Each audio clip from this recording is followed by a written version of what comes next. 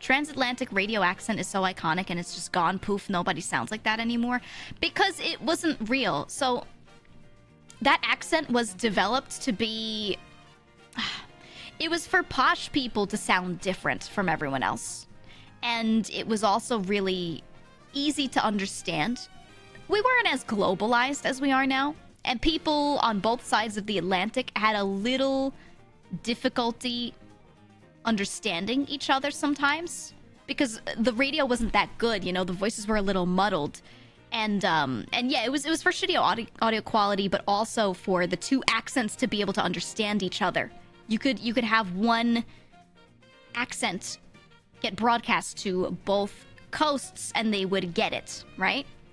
It was an active effort to standardize things. Combo accents, right? Things like that. And then mostly also just because then you could hear it through the really bad radio quality. You know, some guy is sitting there with his ham radio and he's just listening in and he can't understand each other. Shut the hell up. Understand.